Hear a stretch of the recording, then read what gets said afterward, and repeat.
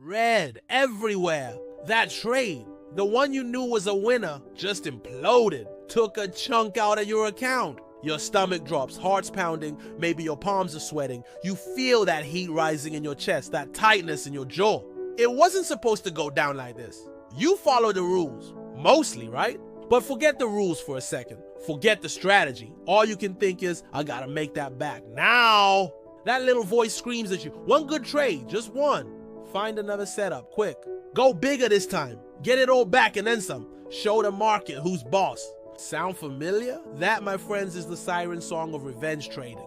And it's probably destroyed more trading accounts than any bad strategy ever could. Hey, what's up guys? And welcome back to Behavioral Hacks, the channel where we dissect the mental game of trading so you can stop letting your own brain sabotage your profits.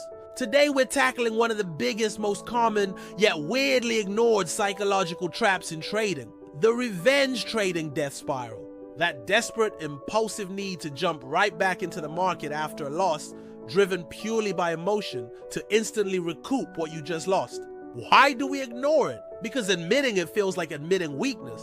We tell ourselves we're just being aggressive or taking an opportunity. But deep down we know it's something else. It's trading angry, it's trading tilted, and it's a one-way ticket to blowing up your account. Let's break down why this happens and how to actually stop it. Chapter 1. The trigger why we snap. So what actually happens when you take that frustrating loss? It's not just about the money. It's an ego blow, especially for guys, right? We're wired to compete, to win. A loss feels like a personal failure, an insult. Your brain's threat detection system, the amygdala, your primal lizard brain, kicks into high gear. It doesn't distinguish between a tiger chasing you and your account balance dropping. It just screams, danger, fix it now. This triggers a fight or flight response. But in trading, flight, stepping away calmly, feels passive, weak. So we choose fight. We want to immediately fight the market, fight the loss, wrestle back control. It's pure emotion hijacking your rational mind. Anger, frustration, desperation. These cloud your judgment.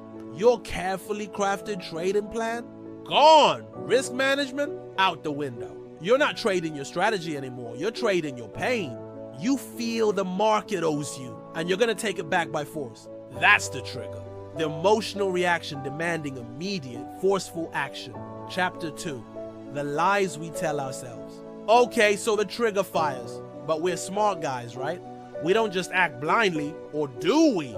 Here's the sneaky part. Our brain starts rationalizing the emotional impulse. It feeds us lies to make the revenge trade seem logical. Ever hear these voices in your head? Look, the market's still moving. If I just catch this next leg up down, I'll make back double what I lost.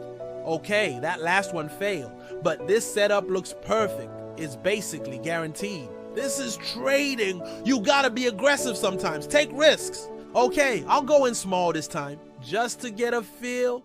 Oh wait, it moved against me slightly? Okay, add in more, average down.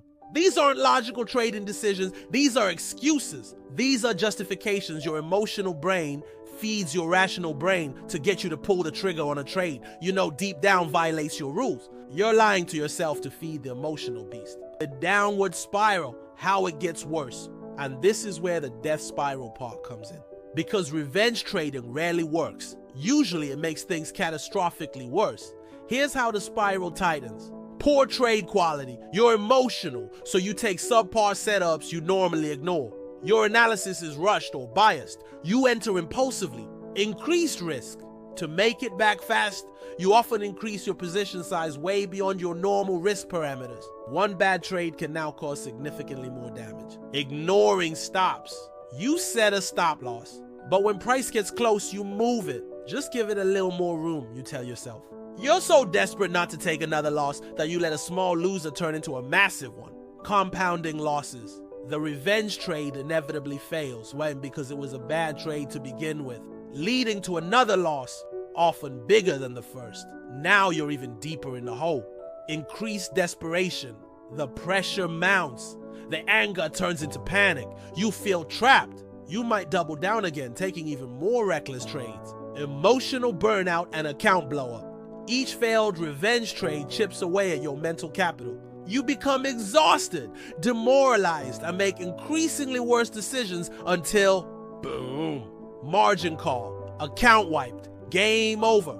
It's a vicious cycle. The loss triggers the emotion triggers the bad trade. The bad trade leads to a bigger loss, which triggers more intense emotion, and down you go.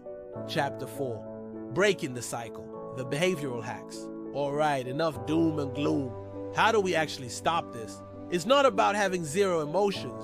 We're human. It's about recognizing them and having systems in place to manage them. Here are the behavioral hacks to break the cycle. Acknowledge the feeling, the awareness hack. This is step 0. When you take a loss and feel that heat, that urge, name it. Say it out loud. Okay, I'm feeling angry, frustrated. I want a revenge trade. Just acknowledging it takes away some of its power. You're observing the emotion, not being consumed by it. The mandatory walk away. The circuit breaker hack. Have a hard rule. After any significant loss, define what that is for you, a certain percentage, a specific dollar amount, maybe even 2 consecutive losers. You close your platform and walk away.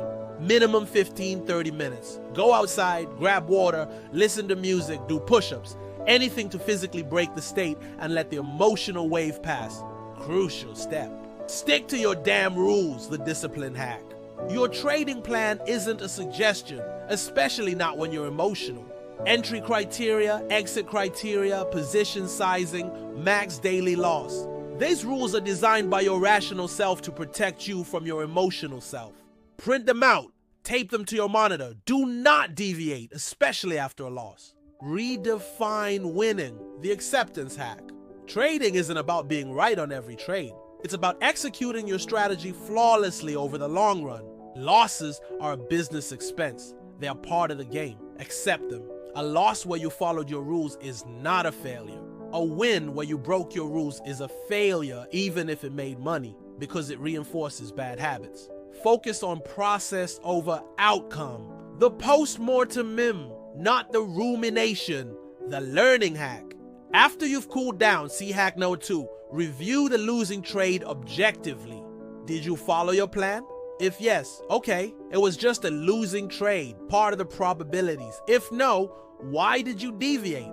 That's the lesson. Learn from it in your journal. Don't just sit there stewing in the loss. Analyze it constructively. Hard max loss limit, the safety net hack.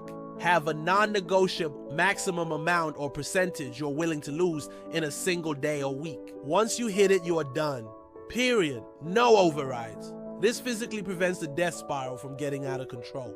Implementing these isn't easy. It takes conscious effort and discipline, but it's the difference between treating trading like a casino and treating it like a business. Look, that urge to instantly make back a loss is powerful. It feels primal, but acting on it is almost always financial suicide in trading. Revenge trading isn't aggressive, it's desperate. It isn't smart, it's emotional gambling. It ignores your strategy, blows through your risk management, and turns manageable losses into account-crippling disasters. Here at Behavioral Hacks, we know that mastering the market is less about finding the perfect indicator and more about mastering yourself. Recognizing and controlling these destructive emotional impulses is the secret weapon. So the next time you take a hit and feel that fire ignite, remember this video.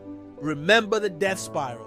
Will you let your emotions drive you off the cliff, or will you use these hacks to stay in control and protect your capital? Stop bleeding money to emotion. If you're serious about leveling up your trading psychology, hit that subscribe button and ring the bell, because we drop hacks like these every single week.